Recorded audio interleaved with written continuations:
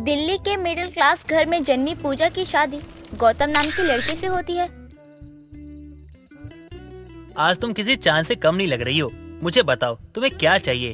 तुम्हारी सुहागरात है तो तुम्हारी सुहागरात पे तुम्हारा पति तुम्हें सब कुछ दे सकता है। बताओ क्या चाहिए तुम्हें। जी सच सच कह दो क्या? बोलो पूजा, क्या चाहिए तुम्हें। जी मैं थाईलैंड जाना चाहती हूँ। जैसे हर किसी का विदेश घूमने का सपना होता है, वैसे ही मेरा थाईलैंड जाने का सपना है। वहाँ जाकर वहाँ के सारे मंदिर देखना चाहती हूँ, मंकी फेस्टिवल देखना चाहती हूँ। प्लीज मुझे थाईलैंड ले चलिए ना। ठीक है मेरी जान, थाईलैंड क्या, मैं तो अंतरिक्ष लेके चला जाऊँ तुम्हें। तुम बोलती तो सही। वैसे ये बातें छोड़ो और बाहों में आओ, बाकी बातें कल करेंगे।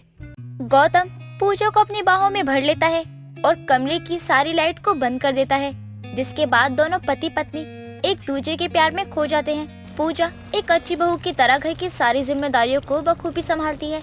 ऐसे ही एक दिन पूजा अपनी सास भवानी के साथ शॉपिंग पर जाती है। तभी पूजा अपने लिए बड़ी ही सुंदर बीच पर पहनने वाली एक कॉस्ट्यूम देखती है, जिसे देखकर भवानी बोलती है, हाय हाय बहू, अरे ये भी कोई पहनने की चीज है क्या? ना ढका हुआ है और ना खुला है, कुछ पता ही नहीं चलेगा इसे पहनकर। राम जाने आजकल के बच्चे भी ना जाने क्या क्या पहनने लगे हैं। बताओ। माँ जी ये ना बीच का कॉस्ट्यूम है, ये ऐसे ही होते हैं। आपको पता है थाईलैंड में लड़कियां जब बीच पे जाती हैं तो वो ऐसे ही कपड़े पहनती हैं। और गौतम जी ने मुझे वादा किया है कि वो मुझे थाईलैंड लेकर जाएंगे। आप जानती हैं माँ जी, जब मैं छोटी सी थी तब से मेरा थाईलैंड जाने का सपना है। और आपको पता है वहाँ जाने के तो वीजा की भी जरूरत नहीं है और हर जगह से थाईलैंड की फ्लाइट है ना आसानी से मिल जाती है। बहू तेरा दिमाग खराब हो गया है क्या? अरे लड़की लड़की की तरह कपड़े पहनते हुए अच्छी लगती है, ये कटे फटे छोटे मोटे कपड़े पहनते हुए अच्छी नहीं लगती है। ना जाने क्या क्या खरीदने लगती हैं ये लड़कियाँ। अरे तू थाईलैंड जाए या हवाईलैंड जाए, लेकिन कपड़े तो ढंग के लेकर जा। इतना कहकर भवानी पूजा का मुंह बंद करवा देती है और पूजा को वो बीच कॉस्ट्यूम नहीं लेने देती। शॉपिंग पूरी होने के बाद दोनों सास बहू घर आ जाते हैं। ऐसे ही एक शाम पूजा गौतम से बोलती है, गौतम जी इतने दिन हो गए हैं, बताइए ना हम कब थाईलैंड जाएंगे। पूजा तुम तो जानती हो ना कि शादी में कितना खर्चा हुआ है, और फिर लोन भी है हमारे ऊपर और मुझे लोन पे करना है। इन सब चीजों के लिए पैसा नहीं है मेरे पास और तुमको थाईलैंड जाना है। पर इसमें तो बहुत वक्त लग जाएगा गौतम जी, तब तक मैं अपने दिल को कैसे समझाऊंगी। मुझे तो थाईलैंड जाने की क्रेविंग हो रही है और ये तो दिन पर दिन बढ़ती जा रही है। अरे पूजा थोड़ा तो इंतजार करो। अरे ले चलूंगा तुम्हें, लेकिन अभी नहीं ले जा सकता। यार तुम मुझे ना समझने की कोशिश करो, अभी मुश्किल है। गौतम के कहने पर पूजा अपने दिल को थोड़ा समझा लेती है। जैसे तैसे करके दिन गुजर रहे थे। हर गुजरते दिन के साथ पूजा के दिल में थाईलैंड जाने की इच्छा और ज्यादा बढ़ती जा रही थी। ऐसे ही एक दिन पूजा अपने फोन में थाईलैंड की बीच के ब्लॉग देख रही होती है, जिसमें लड़कियां बिकनी पहनकर लड़कों की बाहों में बाहें डाले घूम रही होती हैं। ये सब देखकर भवानी पूजा से फोन छीनते हुए बोलती है, बहू ये सब क्या गंदी चीज देख रही है? छी छी छी, राम रे राम, कैसी बेशरम लड़कियां हैं, ना जाने क्या क्या पहनकर मर्दों के साथ घूम रही हैं। क्या माँ जी, मैं ना वीडियो देख रही थी। अरे जब मैं थाईलैंड जाऊंगी ना तो मैं व्लॉग बनाकर डालूंगी, फिर मैं यूट्यूब पे फेमस हो जाऊंगी। क्या कहा तूने बहू? तू ये सब करेगी थाईलैंड जाकर? मैंने तुझे पहले भी समझाया था ना बहू कि ये सब मेरे घर में नहीं चलेगा।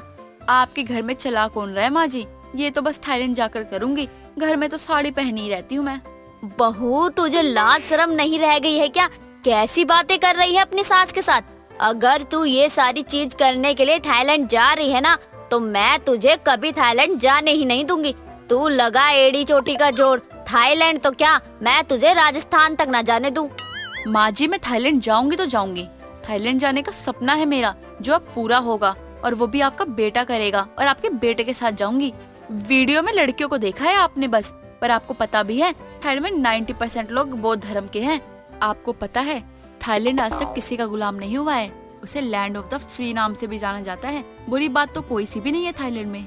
अपनी ये थाईलैंड वाली पट्टी मुझे मत पड़ा बहू, तू चुपचाप जाकर रसोई में चाय बना। आई बड़ी थाईलैंड जाने वाली। अपनी सास की बात सुनकर पूजा मुंह मोड़ती हुई रसोई में चली जाती है और चाय बनाकर कुछ ही देर में अपनी सास को दे देती है। अब दिन हो या दोपहर, सुबह हो या शाम, पूजा की जुबान पर बस थाईलैंड जाने का नाम ही लगा रहता था। धीरे धीरे करके पूजा पर उसका शौक इतना ज्यादा हावी होने लगता है कि वो अपने कमरे की दीवारों पर थाईलैंड की बड़ी बड़ी तस्वीर लगा देती है। और अपने फोन में 24 घंटे बस थाईलैंड के बारे में ही ब्लॉग्स, वीडियो, यूट्यूब शॉर्ट्स आदि चीजें देखती रहती है। ऐसे ही एक दिन पूजा फोन चलाते चलाते सोफे पर ही सो जाती है। तभी भवानी उसके कंधों पर हाथ रखकर उसे उठाती है और पूजा जोर से बोलती है, थाईलैंड आ गया, थाईलैंड आ गया, मैं थाईलैंड पहुंच गई, मेरा तो सपना पूरा हो गया थाईलैंड जाने का। नास पीटी, आंखें खोलकर देख, तू अपने ससुराल में बैठी है। या माँ जी, मैं इतना अच्छा सपना देख रही थी, आपको तो ना जाने मेरे सपने से दिक्कत क्या है। सपनों से निकलकर असल दुनिया में जीना शुरू कर दे बहू, और अपने घर के कामकाज पर ध्यान दे। भवानी की बात सुनकर पूजा उठकर अपने कामों में लग जाती है। ऐसे ही एक दिन पूजा छत पर कपड़े सुखा रही होती है। तभी उसकी पड़ोसन मीरा उसे छेड़ते हुए बोलती है, अरे क्या बात है पूजा, अभी तक तुम दिल्ली में ही भटक रही हो। मैंने तो सुना था तुम थाईलैंड जा रही हो, पूरे मोहल्ले में तुम्हारी बात ना फैल चुकी थी। कब जाओगी वैसे? चली जाऊंगी, अभी मेरी पैकिंग पूरी नहीं हुई है, बहुत सारी चीजें लेकर जानी है मुझे, ऐसे ही थोड़ी ना चले जाते थाईलैंड। सारा सामान अच्छे से रख लिया ना, कहीं ऐसा ना हो कुछ एयरपोर्ट पे रह जाए और तुम्हें फिर दिल्ली वापस ही आना पड़े। ऐसे ही मीरा और बाकी पड़ोस के लोग पूजा का उसके थाईलैंड जाने वाली बात को लेकर खूब मजाक बनाया करते थे, जिस वजह से आए दिन पूजा किसी न किसी से लड़ती ही रहती थी। गुस्से में मुंह फुलाकर बैठी होती है। तभी गौतम आता है और बोलता है, क्या हुआ पूजा, तुम गुस्से में क्यों बैठी हो? होना क्या है, आपको तो पता ही है ना मुझे थाईलैंड जाने का कितना शौक है। जब आपने सुहागरात पे मुझसे वादा किया था तो मैंने सबसे कह दिया था कि मेरा पति मुझे थाईलैंड लेकर जाएगा, लेकिन इतना वक्त हो गया है, थाईलैंड तो क्या, आप तो मुझे ढंग के रेस्टोरेंट में भी नहीं लेके जा रहे हो। सब लोग मेरे आए दिन मजाक बनाते रहते हैं, इसी बात को लेकर मैं क्या करूँ, मैं परेशान हूँ। तुम्हें जो भी करना है ना तुम वो करो, मैं तुम्हें अपना जवाब बता चुका हूँ कि मैं अभी नहीं जा सकता, मतलब नहीं जा सकता। इसके आगे तुम्हें जो करना है तुम वो करो। ऐसे ही गौतम और पूजा में आए दिन थाईलैंड को लेकर लड़ाइयाँ होने लगती हैं। और एक दिन भवानी आती है और बोलती है, क्या शोर मचा रखा है तुम दोनों ने? और बहू, तू क्या कोई छोटी बच्ची है जिसे एक बार में कोई बात समझ नहीं आती है? अरे जब मेरे बेटे ने एक बारी तुझे कह दिया कि वो अभी थाईलैंड नहीं जा सकता, तो तू क्यों जबरदस्ती उसके पीछे पड़ी हुई है? अरे इतनी बड़ी हो गई है, लेकिन तेरी अकल घुटनों में ही है। अगर आज के बाद मैं थाईलैंड का इस घर में जिक्र सुन लूं, तो तेरी खैर नहीं है बहू। भवानी की बात सुनकर पूजा कुछ नहीं कहती और चुपचाप बस घर के कामों में लगी रहती है। वो ना तो ठीक से खाना खाती है और ना ही किसी से बात किया करती थी। अपनी बहू बेटे को ऐसे परेशान देखकर भवानी को भी बिल्कुल अच्छा नहीं लगता। ऐसे ही कुछ दिनों बाद पूजा का जन्मदिन होता है। भवानी और गौतम मिलकर पूजा के लिए एक सरप्राइज प्लान करते हैं। गौतम हाथ में केक लेकर पूजा के पास आता है और बोलता है, हैप्पी बर्थडे टू यू पूजा। अरे यार गुस्सा छोड़ो यार, मान जाओ ना, तुम्हारा पति हूँ यार, इतना गुस्सा क्यों कर रही हो? देखो तुम्हारे लिए तुम्हारा मन पसंदीदा केक लेकर आया हूँ मैं। अरे मान जाओ मेरी जान। जाओ, मुझे आपसे कोई बात नहीं करनी है और ना ही मुझे अपना बर्थडे मनाना है। तभी वहाँ भवानी आती है और पूजा के हाथों में थाईलैंड की टिकट रखते हुए बोलती है, अगर बर्थडे नहीं बनाना तो कोई बात नहीं, पर थाईलैंड तो जाना पड़ेगा। ये रही तुम दोनों की जाने की टिकट, मेरी तरफ से तेरा बर्थडे गिफ्ट। माफ करना, मैं समझ नहीं पाई, पर उस दिन मैंने तुझे इतना डांट दिया। आखिर सबकी ख्वाहिश होती है, और तू अपनी ख्वाहिश अपने पति से नहीं करेगी तो किससे करेगी? माँ जी आप कितनी अच्छी है, मैं किसी से नाराज नहीं हूँ। थाईलैंड की टिकट, मैं थाईलैंड जाऊंगी, ये सोचकर ही मुझे कितनी खुशी हो रही है, क्या बताऊँ। थैंक यू माँ जी, थैंक यू। चल चल जल्दी केक काट ले और तैयारी कर ले, कल की टिकट है। अपनी सास की बात सुनकर पूजा जल्दी से केक कट करती है और अपने पति और सास को खिलाती है और फटाफट से थाईलैंड जाने की तैयारियों में लग जाती है।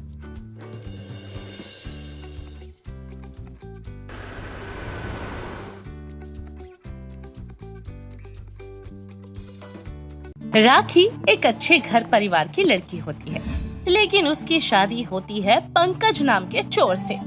हालांकि राखी अपने पति की इस हरकत से पूरी तरीके से अनजान थी, तो वहीं पंकज आए दिन घर में कभी कुछ सामान लाता तो कभी कुछ लाता।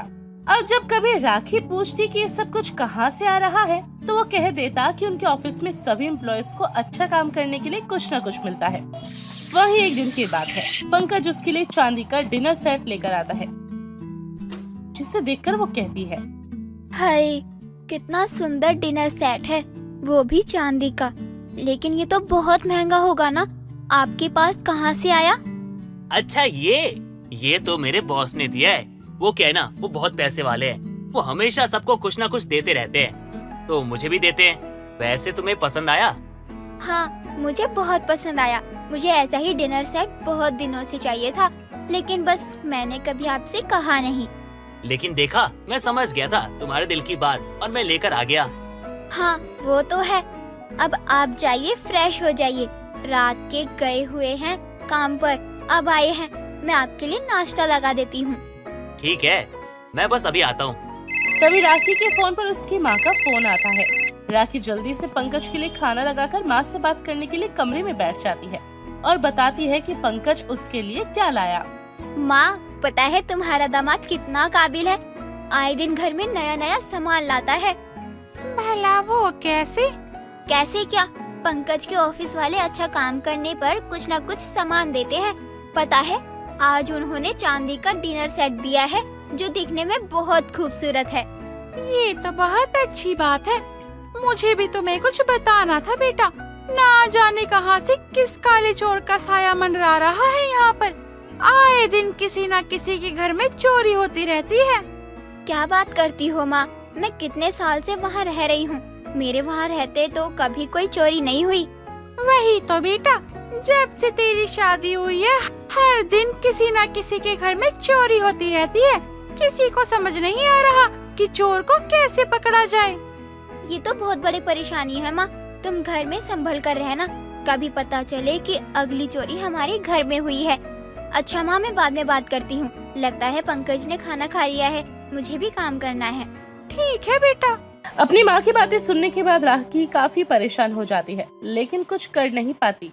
ऐसे ही समय बीतता है। समय के साथ पंकज आए दिन नई नई चीजें की चोरी करके अपनी पत्नी राखी को दे देता, लेकिन वो इस बात से अनजान थी कि वो सारा पैसा चोरी चकारी का था, उसकी मेहनत का नहीं था। ऐसे ही थोड़ा समय और बीतता है। तभी एक रोज सुबह के समय राखी घर की साफ सफाई कर रही थी। तभी पंकज बहुत सारी बनारसी साड़ियाँ लेकर उसके पास आता है, जिसे देखकर राखी कहती है, हे भगवान, इतनी सारी बनारसी साड़ियाँ आपको सड़क पर पड़ी मिली थी क्या, जो एक बार में उठा लाए? बढ़िया है साड़ी वाली। मैं साड़ी वाली कुछ नहीं लाता।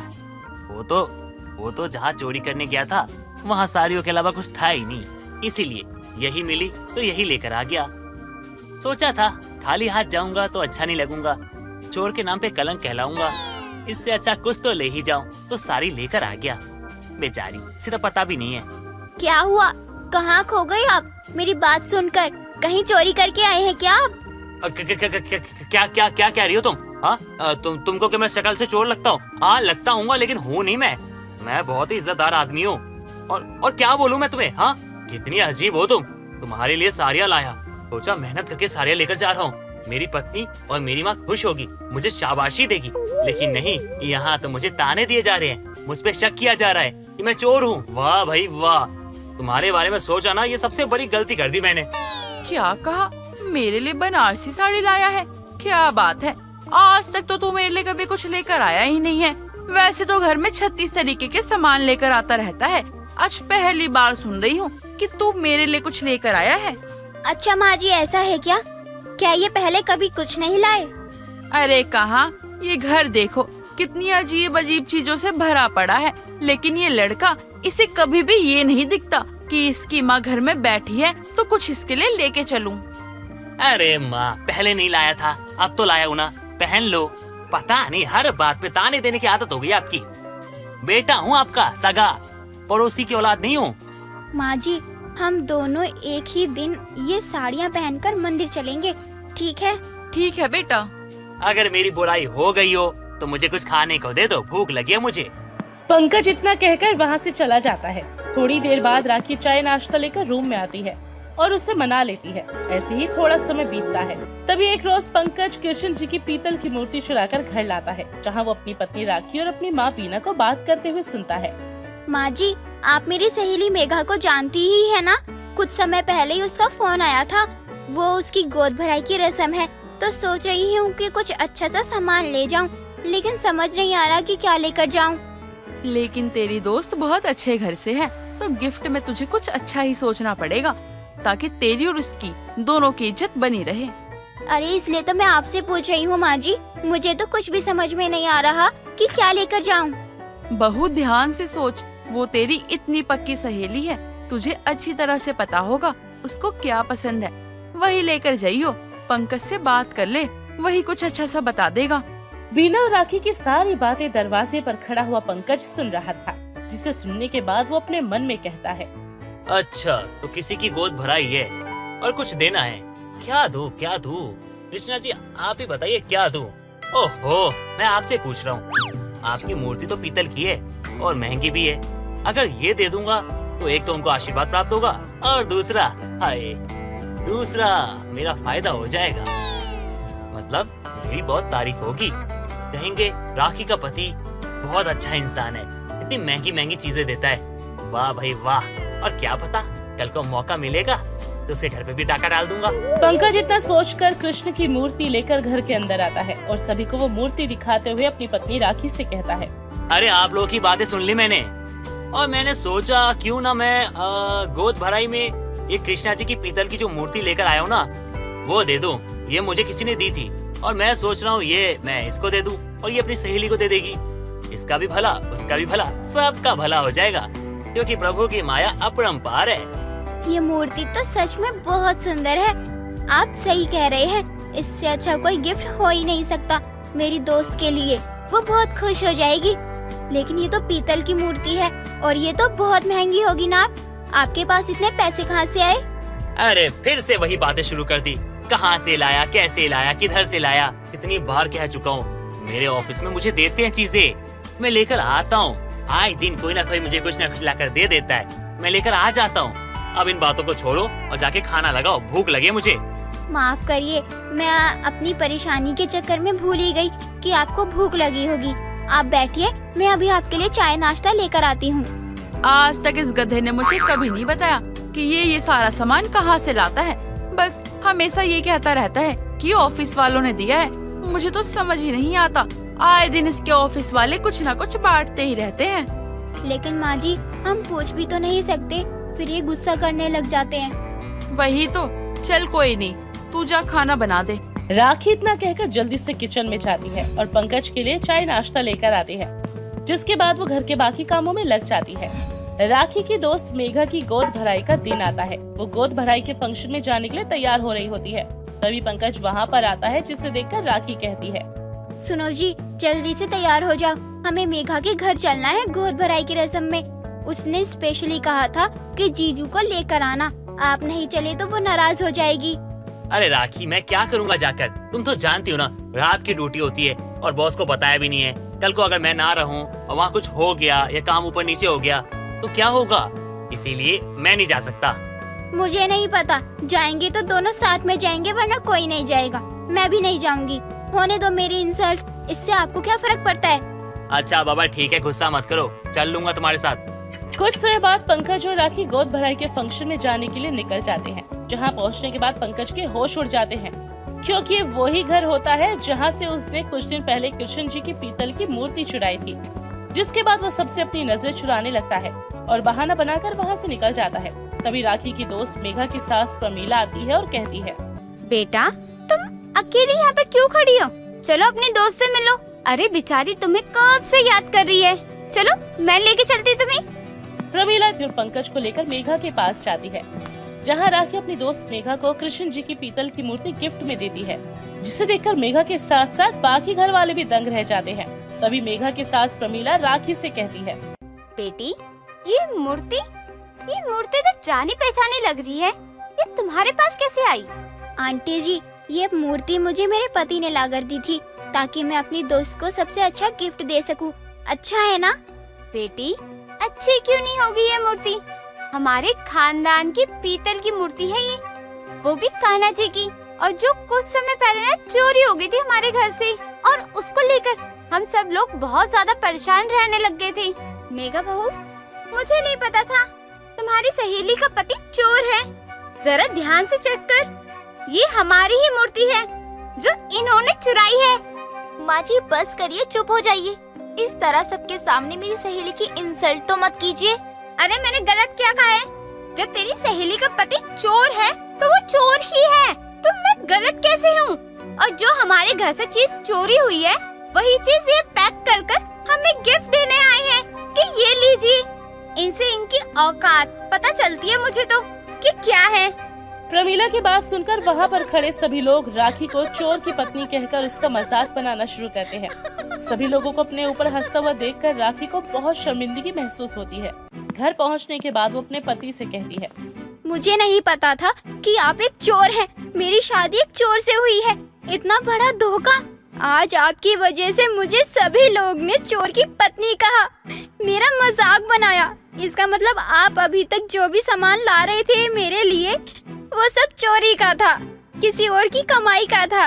दूसरों के घर में चोरी करना, उनका सामान चुराना आपका काम था। ऐसा काम करने का क्या फायदा जो हमें 4 लोगों के बीच खड़ा करके बदनामी कर दे। राखी मेरी बात तो सुनो, मैं तुम्हें बताने ही वाला था। कब बताने वाले थे? जब सारी दुनिया का सामान इस घर में आ जाता तब? मैं अब इस घर में एक पल भी नहीं रुकूंगी। अब मुझे समझ आ गया कि मेरे मायके में भी आप ही चोरी कर रहे थे। तभी मेरी माँ ने मुझे कहा कि तेरी शादी के बाद वहाँ चोरी बढ़ गई है। मतलब शादी के समय आपने अपनी नजरों में वहाँ के नजारे को देखा, वहाँ के बड़े बड़े घरों को देखा और अब आप वहाँ पर चोरी करने लगे। राखी ऐसा नहीं है। क्या तुझे अभी भी यही लगता है कि ये तेरी बातों पे यकीन करेगी?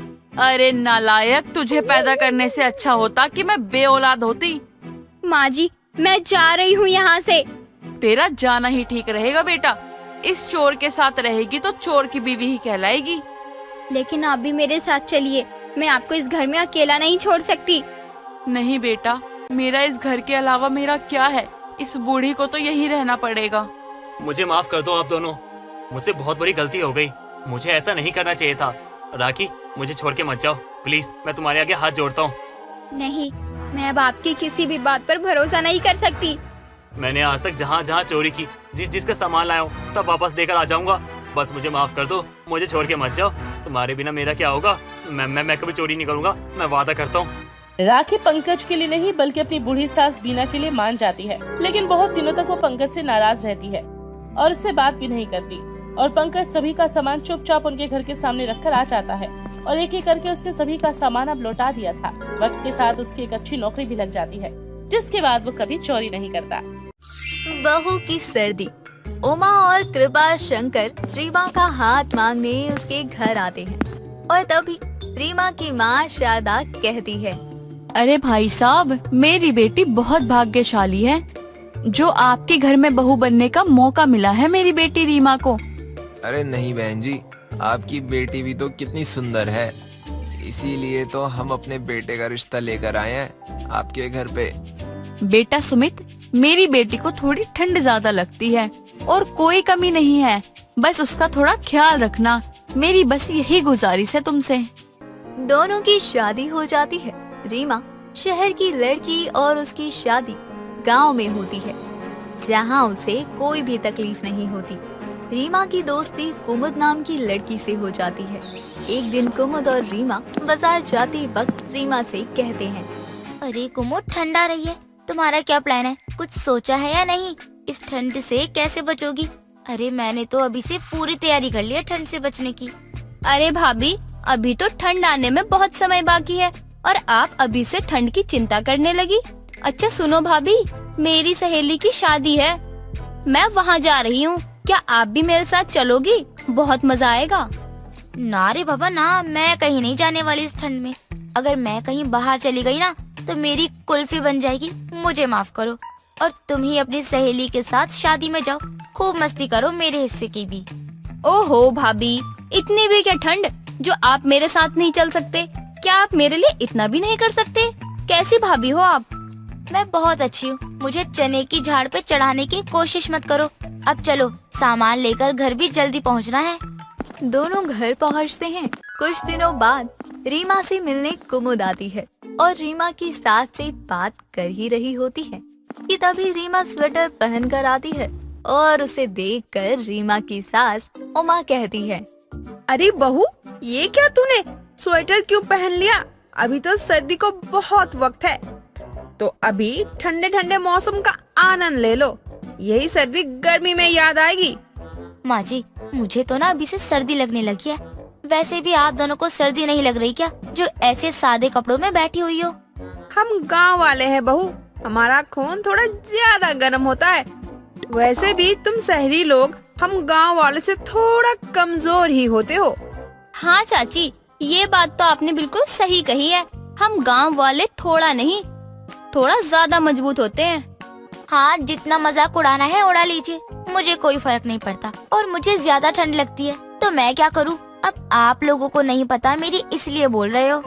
अरे भाभी, ऐसे भी क्या ठंड जो आप अभी से स्वेटर पहनने लगी हो। तुम नहीं समझोगे को मत जाने दो। और बताओ, कब जा रही हो अपनी सहेली की शादी में? बस भाभी, कुछ ही दिनों में निकल रही हूँ। बहुत मजा आता अगर आप भी मेरे साथ चलते तो। कुछ देर बाद कुमुद भी अपने घर चली जाती है। ऐसे ही हल्की हल्की ठंड निकल जाती है और अचानक ज्यादा ठंड पड़ने लगती है। उमा अपनी बहू के बारे में सोच ही रही थी कि तभी घर की बेल बजती है और उमा दरवाजा खोलती है। हाँ जी, आप कौन और किसको ढूंढ रहे हैं ऐसे इधर उधर देखकर? माँ जी, ये रामू काका हैं। आज से ये यही रहेंगे, घर का काम करेंगे। और ये मेरे मायके से आए हैं तो इनका कोई खर्च देने की कोई जरूरत नहीं है। क्या मतलब? तेरे घर से आए हैं? लेकिन क्यों आए हैं ये तो तूने बताया ही नहीं। और घर क्यों आते हैं तेरे? घर का काम क्यों करेंगे? माँ जी, जब तक ठंड है रामू काका घर का सारा काम करेंगे। ये पहले हमारे घर पर भी काम किया करते थे। हाँ भाई, समझ गई। लेकिन बहू, काम के लिए किसी की क्या जरूरत है? मैं और तू मिलकर घर का काम कर लिया करेंगे। माँ जी, आपको घर का काम करना है तो करो, लेकिन मुझसे कुछ भी मत कहना। मैं तो आज के बाद अपने कमरे से भी नहीं निकलने वाली हूँ। बाप रे, इतनी ठंड में मुझसे घर का कोई काम नहीं हो पाएगा, इसलिए मैंने रामू काका को बुलाया है। आय हाय बहू, ऐसी भी क्या ठंड जो तू अब अपने कमरे से बाहर नहीं निकलेगी? अभी जवान है फिर भी तुझे इतनी ठंड कैसे लगती है? माँ जी, घर का काम हो जाएगा, आपको चिंता करने की कोई जरूरत नहीं है। सारा काम रामू काका कर लेंगे।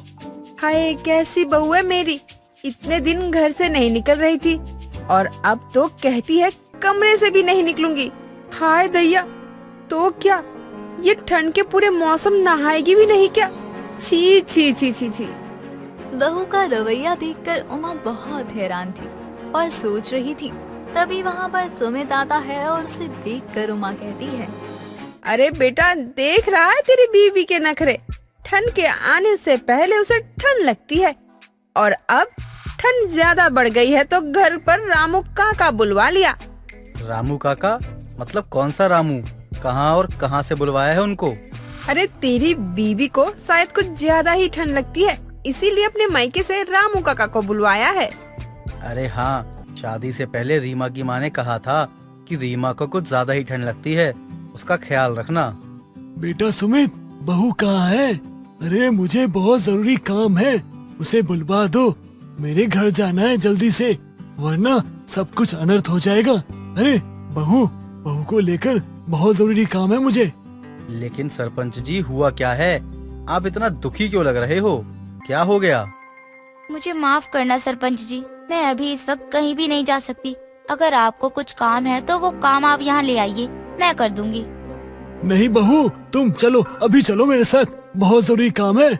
मेरी बेटी तुम्हारे बिना कुछ नहीं बोलती है और ना ही हंसती है, पता नहीं क्या हो गया उसे। अब तो तुम घर चलो। क्या हुआ बहू, कोई मन मुटाव हो गया क्या? कुछ नहीं हुआ है, वैसे भी मेरे जाने से कुछ ठीक नहीं होगा। फिर भी अगर आपको लगता है कि आपके घर आने से सब कुछ ठीक हो जाएगा तो मैं कल आपके घर जरूर आऊंगी, पर मुझ पर कोई हंसना नहीं चाहिए। सरपंच घर जाकर सुबह होने का इंतजार करता है।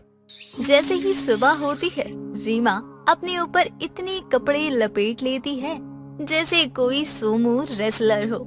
जैसे ही वो बाहर निकलती है, सभी हंसते हैं और तभी रीमा कहती है, अगर आप लोग मुझे देखकर ऐसे ही हंसते रहे ना तो सच कहती हूँ, मैं नहीं जाऊंगी सरपंच जी के घर। अगर मैं उनके घर नहीं गई तो सरपंच जी घर आ जाएंगे। रीमा के ऐसा कहने पर सभी चुप हो जाते हैं। सरपंच के घर की तरफ रवाना होते हैं। रास्ते से जब रीमा जा रही होती है तब उसे देखकर लोग हंस रहे थे, उसका मजाक बना रहे थे। लेकिन रीमा सभी को नजरअंदाज करते हुए सरपंच के घर पहुंचती है और वहां जाकर एक नाम पुकारती है। कुमुद कहाँ है? देख मैं आ गई, और शादी से लौटने के बाद भी तू मुझसे मिलने नहीं आई, बहुत बुरी है। भाभी, आप ये कैसा हुलिया बनाकर आई हो? आपको देखकर लग रहा है वो जापानीज सोमू रेसलर होते हैं ना, वही आ रहा हो। आपको शर्म नहीं आ रही? आपके ऊपर इतने लोग हंस रहे हैं। ना, मुझे कोई शर्म नहीं आ रही है, भला मैं क्यों शर्माऊं? वैसे भी मुझे ठंड से तकलीफ है, मुझे कुछ हो गया तो भुगतना तो मुझे ही पड़ेगा ना, तो मैं दुनिया वालों की क्यों ही फिक्र करूं, वो क्या सोचेंगे और क्या नहीं सोचेंगे। आप सही कह रही हो भाभी, मुझे भी अब दुनिया की फिक्र नहीं करनी चाहिए कि लोग क्या कहेंगे। लेकिन ऐसा क्या हुआ तेरे साथ जो तू इतनी उदास थी? सब कुछ बता मुझे, जो भी हुआ है तेरे साथ। भाभी, शादी से लौटते ही मेरा ब्रेकअप हो गया था, और अब आलोक कह रहा है मैं गरीब हूँ और तुम सरपंच की बेटी हो, हमारा कोई मेल नहीं है, इसीलिए मैं उदास थी। लेकिन अब समझ गई कि दुनिया वाले बहुत कुछ बोलते हैं, लेकिन करो वही जो तुम्हारा दिल करता है। रीमा के पहनावे और बातों ने कुमुद को उन सब चीजों का सामना करना सिखा दिया जिनसे वो खुद भागा करती थी। ऐसे ही दिन बीतते गए और अब कुमुद उसी लड़के से शादी करती है और रीमा फिर से सर्दियों के कपड़ों के अंदर खुद को कैद किए रामू काका के हाथ की बनी चाय पी रही थी। दोस्तों, अगर आपको ये कहानी पसंद आई तो इसे लाइक करें, शेयर करें और कमेंट करके बताएं कि कहानी में आपको सबसे अच्छा क्या लगा।